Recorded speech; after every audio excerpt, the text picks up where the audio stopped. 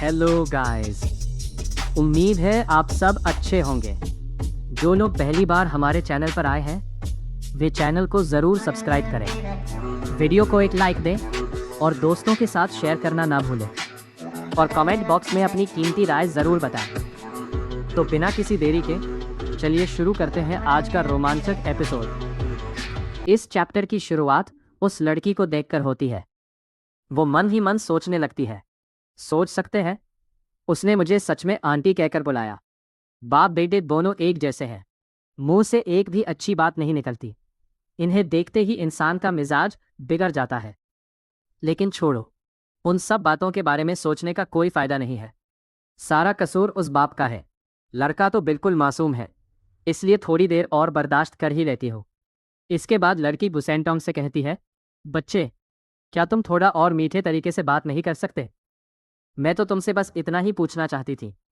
तब गुसेंटोंग लड़की से कहता है, तुम्हारे मन में जो है अब जल्दी बोल भी दो।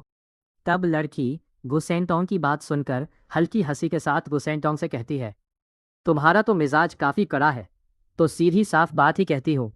क्या तुम्हारे पापा सच में तुम्हारी माँ को छोड़कर चले गए थे? तब गुसेंटोंग सीधा जवाब देकर कहता है, हाँ। इसके बाद लड़की गुसेंटोंग से पूछती है, क्या तुम अपनी माँ से प्यार करते हो?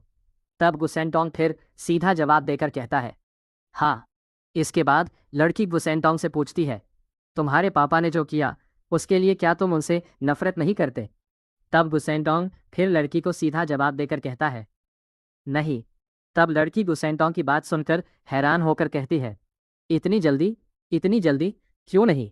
इसके बाद गुसेंटोंग पीछे देखकर लड़की से सीरियस होकर कहता है, अगर पापा माँ के साथ रहते तो माँ मर जाती। तुम्हारी राय में उन्हें क्या करना चाहिए था? तब लड़की गुसेंटोंग की बात सुनकर हैरान होकर कहती है, क्या? तभी जूफेन कमरे के अंदर से चिल्लाकर गुसेंटोंग से कहता है, छोटे संजी, अब सोने का समय हो गया है। तब गुसेंटोंग कमरे की तरफ जाने लगता है और लड़की से कहता है, पापा मुझे बुला रहे हैं, मुझे जाना होगा। तब लड़की वहीं खड़ी होकर गुसेंटोंग को जाते हुए देखकर मन ही मन सोचती है, बेटा बाप के जैसा होता है लेकिन हूबहू एक जैसा नहीं। देखकर लगता है कि वो जितना बेरहम दिखता है उतना है नहीं। इसके बाद सीन शिफ्ट होता है कमरे के अंदर, जहां जोफेन गुसेंटोंग से कहता है, तुम उसे इतना सब कुछ बताकर क्या कर रहे हो? तब गुसेंटोंग जोफेन से कहता है, मैं बस इतना चाहता हूं कि जब भी तुम्हारा उससे आमना सामना हो वो तुम्हें इस तरह कोसती ना रहे। तब जोफेन गुसेंटोंग से कहता है, तो इसमें क्या दिक्कत है? मैं भी कोई धुला हुआ तुलसी का पत्ता या साधु नहीं हूं, और मेरी जिंदगी में क्या कम बद्दुआएं मिली है। इसके बाद गुसेंटोंग जोफेन से कहता है, लेकिन मैं नहीं चाहता कि कोई मेरे पापा को गाली दे। जो लोग तुम्हें बद्दुआ देते थे मैं उन्हें चूर चूर करके धूल में मिला देता। लेकिन जब तुम खुद ही नहीं चाहते कि मैं मारपीट करूं, असल में मैं भी नहीं चाहता कि कोई मेरे पापा को गाली दे। तब जोफेन गुसेंटोंग की तरफ देखकर मन ही मन कहता है, प्यारा बच्चा। इसके बाद सीन शिफ्ट होता है सुबह। जुफेन और गुसेंटोंग कमरे के अंदर से बाहर निकाल रहे थे।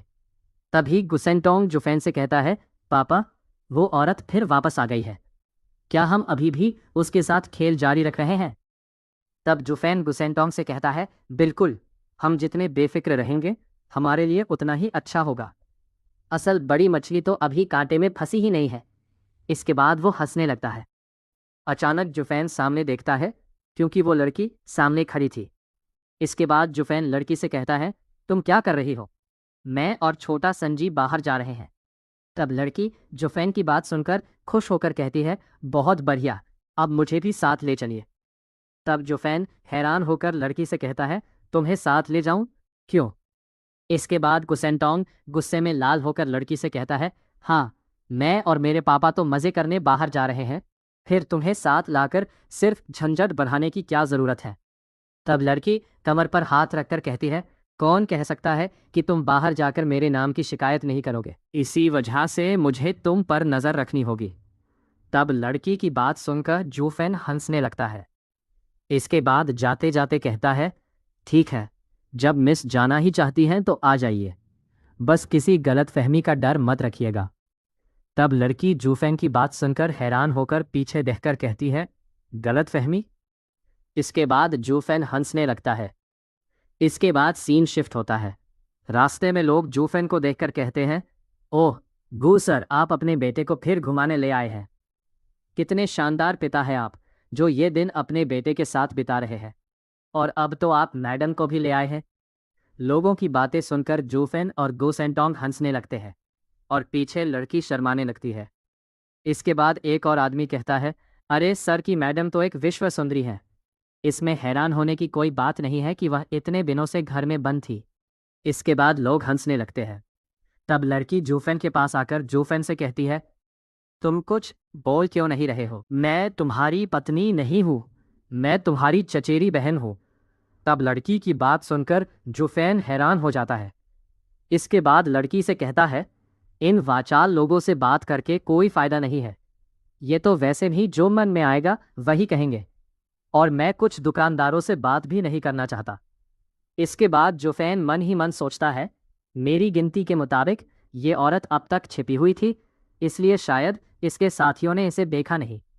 अब चूंकि वो दिन के उजाले में घूम रही है, उन्हें संपर्क करना चाहिए, और ठीक इसी वजह से मैं उसे बाहर लाया हूँ, सांप को उसके बिल से बाहर निकालने के लिए।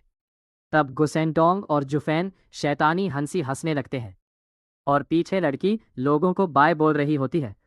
अचानक एक गार्ड जूफेन से कहता है, रुकिए, आप लोग कौन हैं? तब जूफेन, गुसेंटोंग और लड़की डर जाते हैं। इसके बाद लड़की जैसे ही भागने वाली होती है, जूफेन लड़की का हाथ पकड़ लेता है और एक टोकन निकालकर गार्ड्स की तरफ करके कहता है, हम बगल के घर के गू परिवार से हैं।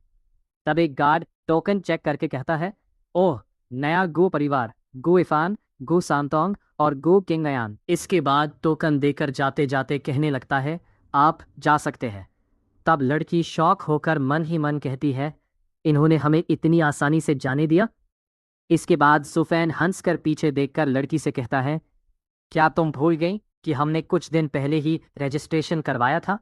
उस जेडे स्लिप पर हमारी तस्वीरें और पूरी जानकारी है। इस उड़ते बादलों के शहर में हम 3 लोगों का एक परिवार है। तब लड़की जुफैन की बात सुनकर हैरान होकर कहती है, तो आजकल मैं क्या कर रही हूँ?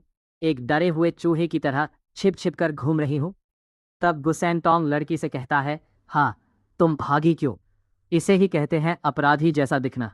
इसके बाद जुफैन लड़की से कहता है, बेघर लड़की। तब लड़की जुफैन की बात सुनकर गुस्सा होकर कहती है, तुम दोनों किस बारे में बात कर रहे हो? यहीं रुको।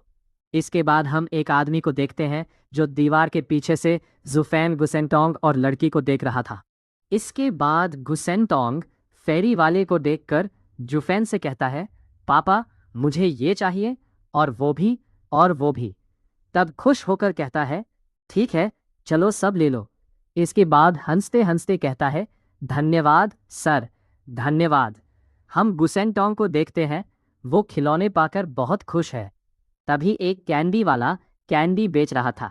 कैंडी वाले की आवाज़ सुनकर पीछे देखकर जुफेन से, पापा वो क्या है? तब जुफेन गुसेंटोंग से कहता है, बच्चों के लिए ज़्यादा चीनी खाना अच्छा नहीं होता, इसे छोड़ो। तब गुसेंटोंग जुफेन की बात सुनकर उदास हो जाता है। तब लड़की गुसेंटोंग को देखकर मुस्कुराती है और कहती है, छोटे संजी, आज मैं तुम्हें कुछ खरीद कर दूंगी, ठीक है? तब गुसेंटोंग खुश हो जाता है। तब जुफेन लड़की से कहता है, तुमने ठीक कहा, ये लड़की यहाँ मुफ्त में खाती और रहती है, इसलिए इसके पैसे खर्च करवाने का यही सही मौका है। संजी, पूरी ताकत से टूट पड़ो और जो चाहिए वो ऐंठ लो, इसके पास से आखिरी पत्थर तक छीन लो। तब हम देखते हैं कि गुसेंटोंग और जुफेन एक डरावनी हंसी हंसते हैं। तब लड़की हैरान होकर जुफेन से कहती है, मुझे पता था कि तुम बच्चे पर बुरा असर डालोगे। इसके बाद गुसेंटोंग एक छोटे बच्चे जैसा चेहरा बनाकर लड़की से कहता है, क्या तुम यह मेरे लिए नहीं खरीदोगी? चिंता मत करो छोटे संजी, बड़ी बहन तुम्हें यह ज़रूर खरीद कर देगी। मैं सारे ही खरीद दूंगी। इसके बाद मुस्कुराकर गाल पर हाथ रखकर मन ही मन कहती है, कितना प्यारा है। इसके बाद लड़की कैंडी वाले के पास जाकर कहती है, हेलो, एक कैंडी फिगरिन की कीमत कितनी है? अचानक कोई आकर पीछे से लड़की के मुंह पर हाथ रखता है और लड़की को लेकर चला जाता है। तब कैंडी वाला पीछे देखकर कहता है, अभी थोड़ी देर पहले क्या मुझे किसी ने बुलाया था? इसके बाद वो जाते जाते कहता है, क्या यह मेरा वहम हो सकता है? इसके बाद हम उस लड़के को देखते हैं जिसने लड़की को पकड़ा हुआ था। तब लड़का लड़की से कहता है, यानेर, हिलना मत, यह मैं हूं और इस लड़की का नाम यानेर है। इसके बाद लड़का हाथ छोड़ देता है तो लड़की यानी यानेर लड़के से कहती है, चचेरे भाई, तुम मरे नहीं हो। इसके बाद हम जूफेन और गुसेंटोंग को रास्ते में देखते हैं। तब गुसेंटोंग जूफेन से कहता है, वो लड़की कहाँ चली गई? क्या हमने उससे इतनी चीज़ें मांगकर उसे डराकर भगा दिया? तब जूफेन हंसकर कहता है, तुमने जो चीज़ें मांगी थीं वे तो बस कुछ मामूली आध्यात्मिक पत्थर थे। इसके अलावा अपनी ऊंची साधना के कारण वो पूर्व की एक महत्वपूर्ण हस्ती है। उसे डराकर भगा देना, और अगर वो ऐसा करती भी है तो रहेगी कहाँ? तब गुसेंटोंग कहता है, ओह अच्छा, पिछले 10 दिन बेघर और तकलीफ़ों में बीते हैं। अकेले शहर में घूमने की हिम्मत उसमें नहीं है। इसके बाद हंसकर कहता है, क्या पहरेदार उसे पकड़कर ले गए? तब जूफेन चलने लगता है और कहता है, फ्लाइंग क्लाउड मैनर ही यहाँ का मुख्य मालिक है। जब वे सीधे आकर उसे पकड़कर ले जा सकते थे तो वे छल कपट का सहारा क्यों लेंगे? और वह भी हमारे इलाके से ही आई थी। अगर वे उसे पकड़ लेते तो हम पर भी मुसीबत आ जाती। मेरा मानना है कि ये उसके दोस्तों का काम है। दिन के उजाले में उसे इतने नॉर्मल तरीके से घूमते देखकर उसके दोस्त ज़रूर हैरान हो गए होंगे और उससे जवाब मांगने आए होंगे। हमें उसे वापस लाकर पूरी तरह से पूछताछ करनी होगी। तब गुसेंटोंग हंसकर जूफेन से कहता है, पापा, इस बार हमने एक बड़ी मछली पकड़ी है। तब जूफेन कहता है, हाँ, लेकिन इससे हमारी छुट्टियां खत्म हो जाएंगी। इसके बाद कहता है, छोटे संजी, आज शायद हमारे मज़े करने का आखिरी दिन है, इसलिए चलो इस दिन का पूरी तरह से आनंद लेते हैं। तुम जहां भी जाना चाहते हो मैं तुम्हें ले जाऊंगा। तब गुसेंटोंग खुश होकर जूफेन से कहता है, मैंने सुना है शहर से 100 मील पूर्व में एक सड़क है जहां खाने की दुकानें भरी पड़ी हैं। चलो पेट भरकर खाकर आते हैं। तब जूफेन कहता है, बदमाश, तू सिर्फ पेट के बारे में सोचता है। तब गुसेंटोंग कहता है, खाना ही तो जिंदगी का आधार है। इसके बाद वो हंसने लगता है। इसके बाद सीन शिफ्ट होता है घर पर। हम देखते हैं कि गुसेंटोंग और जूफेन दरवाज़ा खोलकर कमरे में दाखिल होने वाले होते हैं। तभी कोई आकर पीछे से जूफेन और गुसेंटोंग का मुंह हाथ से दबा लेता है। तब जूफेन गुसेंटोंग से मन ही मन कहता है, छोटे संजी, हिलना मत। इसके बाद सीन शिफ्ट होता है दूसरी जगह, जहां हम देखते हैं कि एक कमरे में बहुत सारे लोग हैं। इसके बाद वहां जूफेन और गुसेंटोंग को लाया जाता है। तब यह आदमी पीछे मुड़कर देखता है। उस आदमी को पीछे मुड़ते देखकर जूफेन मन ही मन सोचता है, हम जिन बड़ी मछलियों की तलाश में थे उन्होंने आखिरकार चारा निगल ही लिया। इसके बाद जूफेन नाटक करते हुए चिल्लाकर कहने लगता है, महाशयों, कृपा हमें जाने दीजिए। तब यह आदमी जूफेन से कहता है, एक बार भी झांका तो तुम मारे जाओगे। इसके बाद यह आदमी हंसकर सब लोगों से कहने लगता है, यहाँ आज मेहमान आए हैं। एक मेज़बान के साथ ऐसा बर्ताव करना ठीक नहीं है। 10,000 सालों से सजोया गया हमारा नाम क्या इस तरह बर्बाद होने वाला है? तब ये दो लोग अपने हेड से कहते हैं, हाँ चीफ, ठीक है। इसके बाद जूफेन नाटक करते हुए परिवार के हेड से कहता है, महाशय, आपने गलत आदमी को पकड़ा है। मैं दूर पश्चिमी देश से आया हूँ। मैं इस जगह के पुराने मालिक को भी नहीं जानता। मुझसे बदला मत लीजिए, मैं निर्दोष हूँ। तब वो आदमी हंसकर जूफेन से कहता है, छोटे भाई, तुम गलत समझ रहे हो, हम बदला लेने नहीं आए हैं। तब जूफेन नाटक करते हुए शौक होकर चिल्लाकर कहता है, बदला नहीं तो फिर क्या? क्या ये कोई डकैती है? और गाइज, आज यही ख़त्म होता है। अगर वीडियो अच्छा लगा हो तो चैनल को ज़रूर सब्सक्राइब करें।